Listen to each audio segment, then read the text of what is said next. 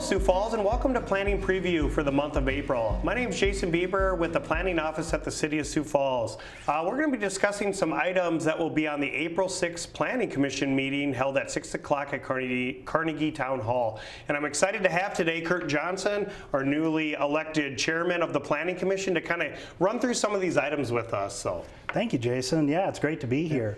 I was looking over our items for today, and there's just quite a variety, so let's just dive right in. Sounds great. Our first one looks like we have a rezoning going from a single family to a traditional townhome. Why don't you tell us a little bit about this one? Yeah, so these are kind of some of those ones that we've done since Shape Places had kind of taken effect. Some of these properties that maybe were identified as single family, but they've been, converted houses or more than one unit for some time. So as we have done, maybe one every month or one every couple months, really just correcting that zoning to address the existing use, which is kind of a converted house with 2 units in it. So. Very good. So on this particular one, it talks about going from one type of a single family to a slightly different type. Yeah. Tell us a little bit about the difference in this particular example between those two. Yeah, so as part of Shape Places, one of the big things that we need to address, and what it does address, is some of those core lots within the city of Sioux Falls. Some of the older lots that we have, they're less than 50 feet wide. So we really had to create a single family district that allowed maybe some less setbacks to really address some of the properties on these less than 50-foot wide lots. And this is an example of a traditional district that we're going to allow an existing structure to be there that maybe doesn't meet setbacks and lot sizes of properties maybe in the outskirts of the city. Very good. No, that's very helpful. On this next item, it looks like we're going from an agricultural district to something more commercial industrial. Why don't you tell us a little bit about this next one? Yeah, great observation. So this is an area of the city that we're obviously seeing some significant growth with industrial. This is just south of I-90 and Marion Road, so would be just south of the new Amazon and Foundation Park up there. This property was just recently outside of city limits. They annexed it in, and now they're looking to construct some spec warehousing out there. Really similar to a lot of the things that we've seen in that area over the last 2-3 years. Oh, very good. Just speaking from a layman's point of view, I think a lot of folks can get apprehensive when they hear the word industrial. So when you think of light industrial as a particular zoning type or degree of zoning, tell us what items kind of qualify as a light industrial category there. Yep, so a lot of what we see, you've got some mini warehousing, some light warehousing, some contractor shops can go in there. But one thing that Shape Places does do is has some protections built in with some of that unscreened outdoor storage. We require a lot of screening, so a lot of that stuff that's sitting in the backyard you're no longer allowed to see from the right-of-way. So if you think of some good examples of light industrial, if you're going up North and Benson Road on 229, the ones off on the west side of the street, all of those are light industrial. They're kind of those contractor shops, but they're nice looking buildings that have landscaping and really their storage yard screened from public right-of-way. So. Oh, very good. Thank you for that.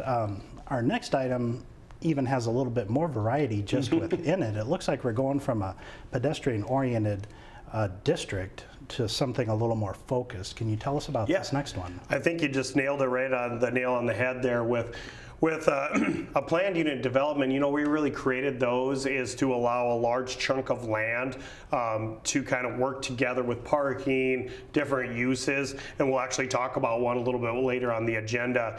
This was a particular property that was part of our old ordinance that allowed a ton of different uses. So we zoned it as a PUD because we wanted them the flexibility to do different things on there, commercial, office, residential. And now as they're developing, they're really starting to kind of plat it off and sell it separately to different people, chunk it off. And so it's no longer them all working together. It's you take this site, build your building and parking lot, you're going to build this building and parking lot. So it really doesn't fit with a planned unit development anymore. So that's why we're going to straight zoning. Same uses are allowed currently as what's proposed. It's just everybody's kind of doing their own separate thing out there, which is completely fine. Sure, exactly. And when you talk about going from kind of an open land or bare Yep. land type concept. Our next item even does this a little more focused. So Yep. we're going from an agricultural, it looks like, into an apartment type use. Tell us a little bit about this one. So this is kind of sandwiched in out there east of east of Veterans Parkway and south of 41st Street. We've seen quite a bit of development out there, some retail along Veterans Parkway, and then there's some apartments, some large apartment complex, and this is the property just to the east of that. And it was an old farmstead. I think there still might be a house on there, but they're looking at doing some apartments on there, not quite as dense as the ones to the west, more of a 3-story and 48 units per building to kind of do that transition from commercial to high density apartments to medium density apartments. And then as you start going east, you've got townhomes, twin homes, and then single family. So it kind of follows that natural progression on how we like to see land uses as you go farther away from those really heavily traveled arterial streets and highways. Thank you, Jason, for that. Looks like this next one, we're kind of switching gears a little bit. We're going into a conditional use request. And tell us a little bit about this one. Yeah, so this is an off-premise side billboard, as they kind of talk about it, located within one of our billboard opportunity districts. So this is adjacent to 229. And as you know, a few years ago, we kind of limited where we wanted off-premise signs to some of our faster traveled interstates, highways, and some of our bigger arterial streets that we already had some. So this is a location that is allowed. It's an existing sign. They're looking to take it down, and as you know, signs get older, they start getting digital, and they like to get the digital ones up there. And so they're looking to go from a 288 square feet, which is allowed without a conditional use, up to the 672 square feet that you can with an approval from you guys at the Planning Commission.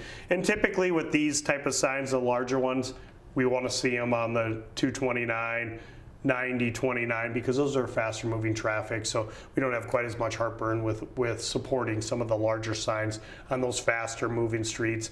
As we get on like 12th Street and that, those are the ones we like to be consistent and maybe keep those ones a little bit smaller. So. Oh, excellent. That's great. Our next item is another conditional use permit related to, looks like a telecommunications tower. Tell us about this project. Yeah, so this is one you guys don't see very often. I don't know if you've been on there since we've had a telecommunications tower. I think I've seen one. Yes. Other one. So they don't happen very often. And this is actually an existing telecommunications tower. So what they're doing is, if you've seen the old Lincoln County water site on about Cliff and 61st Street, I'm going to say, they've torn that the old water tower site. They're looking to sell that property for an office use. There's an existing tower on that, so what they want to do is actually plat off that tower and then sell that to somebody else, so get kind of two uses out of there.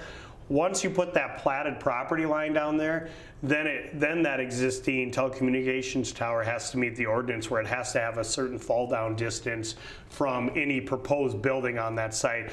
One of the things, you always look at that and you want to make sure it's going to be safe and those type of things. Typically those towers break in half and they're supposed to fall half the distance. This specific tower is only 80 feet high, so you're really only getting 40 foot of fall down. And then as they sell this parcel, part of the agreement in the sale is, hey, FYI, this cell tower's here and there's a conditional use for it. So it really helps us make it a little bit easier on being able to support something like this, because everybody knows up front that this tower's here and here's what they had to do to get it to keep it on that parcel. So sure. Well, the whole concept of conditional use, I think it can have kind of a direct meaning. But for the folks at home, why don't you tell us briefly, what does it mean to have a conditional use? Yeah, that's a great segue on that. So a conditional use means telecommunication towers, they're allowed in this zoning district if you can meet certain conditions. And so in our ordinance, there's quite a few conditions for these, or special things that you have to do for these cell towers. Screening, height of it from residential areas. We obviously don't want it falling down and going and blocking Cliff Avenue, right? There's a distance you got to be from there. So when you can't meet one of those special things, as in this fall down distance has to be farther than 75 feet from the property line, you have to go in front of you guys then and get special permission to do it. And then also gives a chance for the adjacent property owners to come and voice their concerns with it. And typically you do get some concerns with some of these really large cell towers. As I indicated, this is a pretty small one. It's a monopole and it's already been there for probably 15 years, so it shouldn't be too big of a deal. But that's really that. If you can't meet those things we put in there, then we have to have a public hearing and really get everybody's opinion on it.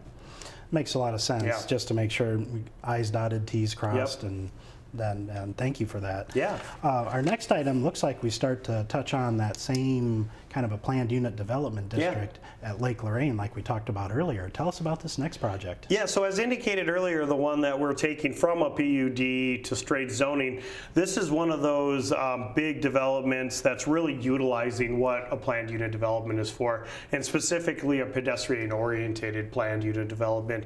This is a great development because it incorporates, we have office, like cars for sale out there office. We've got a couple developers' offices. We've got retail. We've got restaurants, Dave & Buster's. We've got the Sandbar restaurant. We've got a hotel out there now, a couple more hotels, some real large retail, commercial. And then as you go there, all the parking lots are connected, and eventually when everything's built out, you'll have that big trail around the lake. So a pedestrian-oriented PUD is, hey, I can stop at Dave & Buster's, let my wife out so she can walk over to Marshall's and those places there and shop while I'm hanging out at Dave & Buster's. And then maybe we go have dinner over at the Sandbar on the other side. So you kind of keep your car in the same spot, and everybody shares parking with everybody else. And so it really works out well. Yeah, it sure does like that. That's a great concept. And it looks like our next item here, an initial plan for a project on the northwest side of town. Yep, so this is University Hills Village that kind of started out about 10 or 12 years ago, was going to be more of a downtown type feel with some retail on the bottom and then apartments up. And obviously we kind of had the downturn of 2008, 2009, and a lot of that stuff kind of went away. So they're still a PUD. They're called, they're almost like a downtown PUD. But really, they've kind of concentrated more on residential out there, multifamily residential. So I think they're building their 5th and 6th building out there. And if you go out there, it has some sort of a downtown feel because there's parking on the street, setbacks, the buildings are pretty close to the actual parking areas. But this one really is just to allow some additional residential out there. And with Amazon coming and CJ Foods, there's a big need for additional multifamily out in that northwest part of town. Absolutely. No, that's a great point, and a very timely project to be sure. So looks like our final one we're going to talk about here is an initial plan, again on the northwest side of town. Why don't you tell us about this one here? Yep, and that's a great thing that we get to utilize is not only rezonings, but we do those preliminary subdivision plans as part of those rezonings. So this one kind of goes along with that one on North Marion Road and I-90, that industrial property.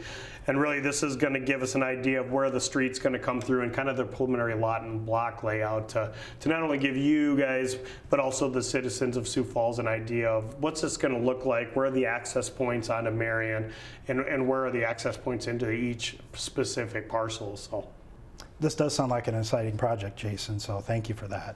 Yeah, it's going to be a great agenda. I'm excited for April 6th meeting, and you obviously get to be there with our rest of our planning commissioners. So thanks for joining me today, Kurt, to kind of go through these items for the residents of Sioux Falls.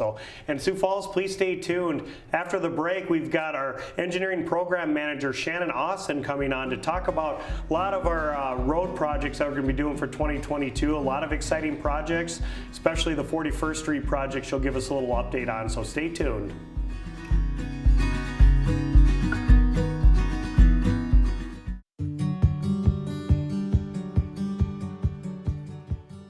Hello and welcome to today's Maintenance Minute. I'm Seth and I'm here with Bruce. We are housing specialists with the City of Sioux Falls, and we're here to talk to you about making your home more efficient. Well, Bruce, we're looking at a door here. What's a good way to make a door more efficient? Well, the best thing you can do is make sure that your weather strip is in good condition. Something that's fairly easy to do. Do some checking around the edges, see if when your door is closed, if you can see daylight around the edges. More than likely you're going to need new weather stripping. And that's something that you can get at pretty much any hardware store. You can just pull the old stuff out. There's usually a saw cut around the edge where this can slip into. If it doesn't have that, they make some stuff that you can just put up against the door. There's some small screws that go in there, and like that you're done. Okay, and you can find that at any hardware store around town? Yep, absolutely. Okay. Well, thank you, Bruce. There you go, folks. That's another way to make your home more energy efficient. If you'd like to see if one of our city programs can help you out, call 367-8180 or check us out online at siouxfalls.org.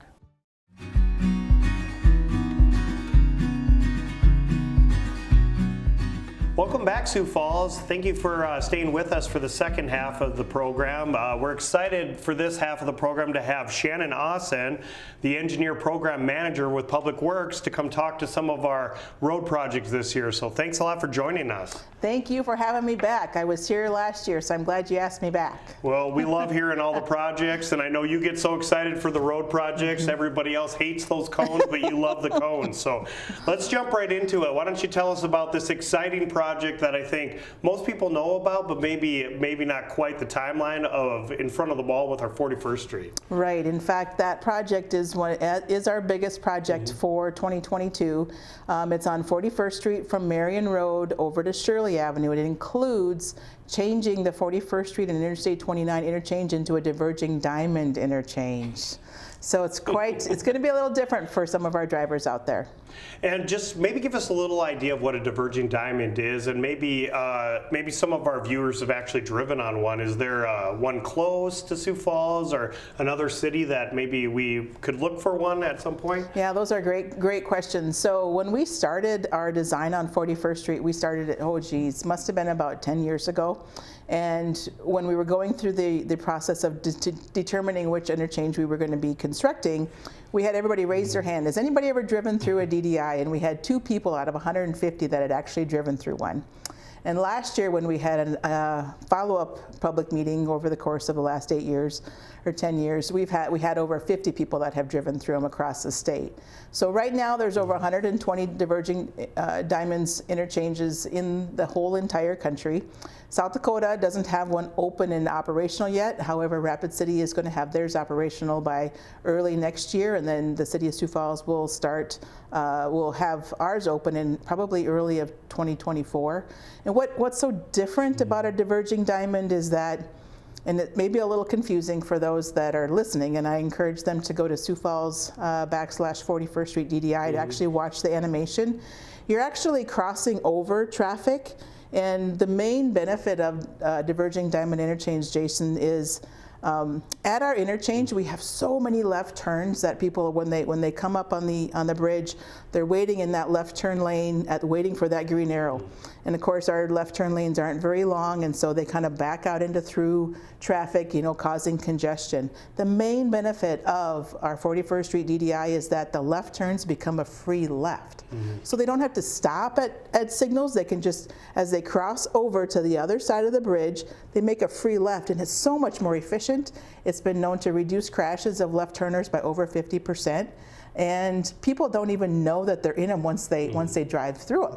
In fact, there's one up by the Mall of America, up by the Twin Cities. There's one, it's on the north side, and it actually shares with the light rail. So it's very interesting that people, when they drive through, they don't even know that they are driving through them because they're so efficient. Well, I know it's going to be a little difficult to get through 41st Street here for the next couple of years, similar to, I think, how people felt about 26th and Southeastern, and I know that was maybe a little bit of a tough 2-year project there, but now I know, especially when I go through there, I'm like, I couldn't imagine the way it used to be. So maybe a little painful for a couple years, but in the long run, it's just so much more better for the city as a whole. So. Absolutely. In fact, when we go through our very in-depth detail analysis on the traffic, we determine, that in order to shut 41st Street down, just like on 26th Street, you have that 30,000 cars that travel through that corridor every day. And for those to go on 57th Street or 26th Street, even if we had one lane in each direction, that helps. And so we realized that as soon as those orange cones come up, which is probably going to be in early April, people are going to scatter.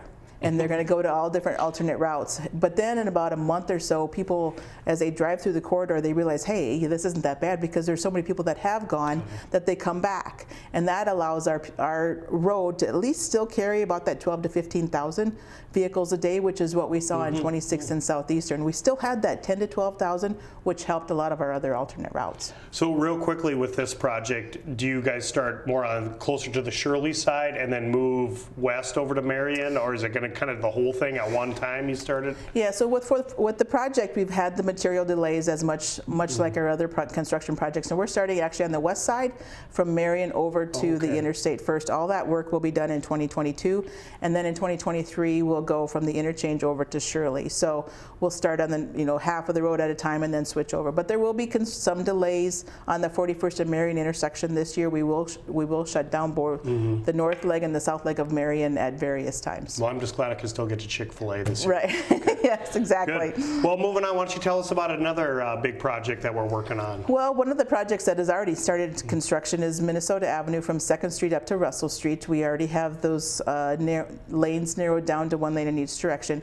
And we're very excited about how we're going to bring that corridor back to really a neighborhood arterial, bringing it into the downtown. We're going to narrow up the street a little bit, take those on-street parking lanes off, provide a center median to provide safety for the crossing of the pedestrians, as well as minimize those left turns, and really just enhance the corridor. That's going to be all year, but that's just a one-year project, different than 41st Street and Interstate 29, which is a 2-year project. And I think that'll be really good. We have such a good corridor that was constructed, 5 years ago, Russell Street all the way to the interstate. We had the landscaping, and this will kind of get us that other corridor from the airport to people coming downtown, to get it more walkable and really hopefully, from a planning perspective, to see maybe some redevelopment along that once we've enhanced and put all that money into the street. So absolutely. Planning and engineering, Jason, as well, we work together so closely on so many of our projects and so many of our agency review items that try to promote walkability along these arterial corridors, because we know that they're tough to walk on,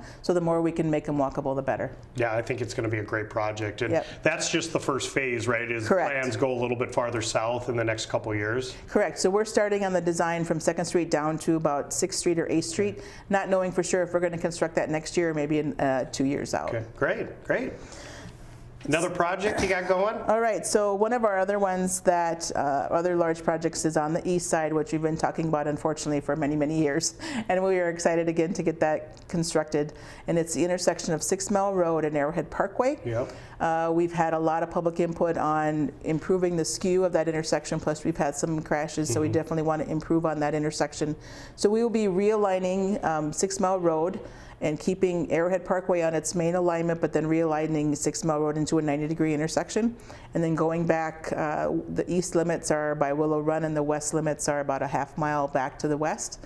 So that project, a lot of that will be constructed this year, but there will be some work to finish up on in 2023. So with that growth and expansion on Arrowhead Parkway, this is really badly needed. Yeah, it's crazy when you go east of Veterans Parkway and Arrowhead, just the amount of dirt that's being moved in that Will's Edge development and the amount of construction out there. This will be nice to get that street. And I think a lot of people maybe don't realize is the existing Arrowhead Parkway is actually going to stay and then kind of turn into a frontage road, and then you guys are actually putting the new street to the north of that. Absolutely. In fact, that was working with the property owners on the north side. That's how we try to balance the needs of the existing rural residentials that aren't annexed yet, and then enhancing the routes for the people that are annexed on the north side. So it's a tough balance on the north and south side, but we were able to have property owner cooperation to get that accomplished. Yeah, that'll be a great expansion. Yep. Getting that done. And then following up in a couple years, we'll come back. We needed to have the 6 Mile Road intersection realigned before we have the bigger project at Veterans Parkway and Arrowhead Parkway, which means that'll be another tough one for the east side, but that'll be a 2-year project, likely totally closed because we have to lower the grade and then rebuild in all different directions. But it will be pretty painful again, but that's why we did the 6 Mile Road realignment first. Is that intersection is going to get really big? Didn't you guys say maybe possibly 3 left-hand turns onto Veterans Parkway, which is going to throw a lot of people off when you're turning left and there's a car turning left on your left and your right also? Yeah, in fact, we're exploring ways to maybe ease people into it. But yes, it will be a very large intersection once we finally get all that east side development, that commercial development underway. Yeah, great. Any other large projects you can tell us about and give us a little hint? On that east side also, there's the intersection of 41st Street and Sycamore Avenue. It's kind of a neighborhood arterial intersection, but Sycamore Avenue from 26th Street down to 57th Street's pretty bumpy right now, and so we're going to mill and overlay that, and then we're going to add some turn lanes at 41st Street and Sycamore. We kind of grew on the east side with that intersection, so but it's now time to kind of add that full build out, and we're going to have a median on 41st Street to allow for those left turners to go a little bit further back from the intersection. So Yeah, I know I take that a little bit. My son plays basketball over there on the east side, and I know that does kind of back up a little bit at that intersection of 41st and Sycamore, and it seems like we need some additional lanes there, so that'll be a great project too.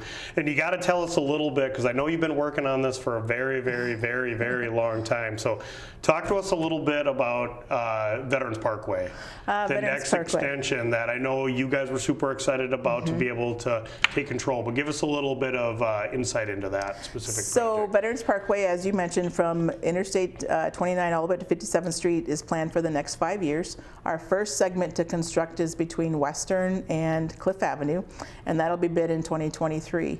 And so we are in the final stages of the final design. We're buying right away out there.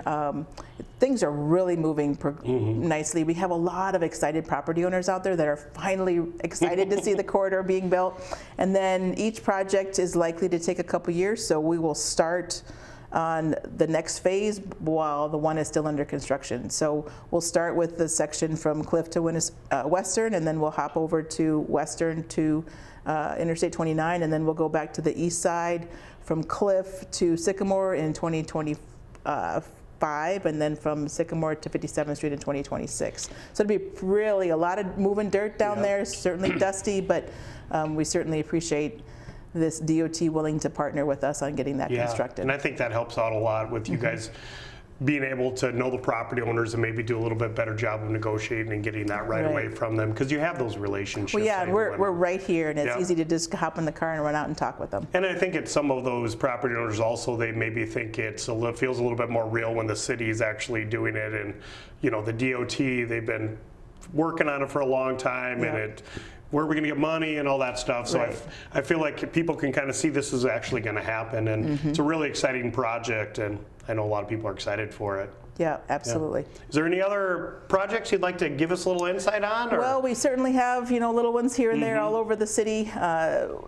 We still have some to be bid yet, so until we bid them, I probably won't give you any information on them. So, but certainly want to remind our viewers and your viewers to go to siouxfalls.org on street construction page.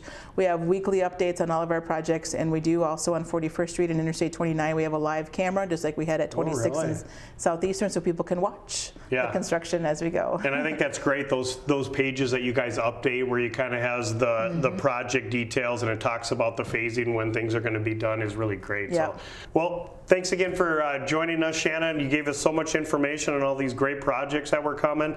Like I said, I know how excited you get for construction season. You're probably only about 2 people in Sioux Falls that do, but you do get excited, and that's awesome. So thank you for joining us. And thank you, Sioux Falls, for tuning in to Planning Preview for the month of April. The Planning Commission this month is on April 6th, Wednesday at 6 o'clock at the Carnegie Town Hall.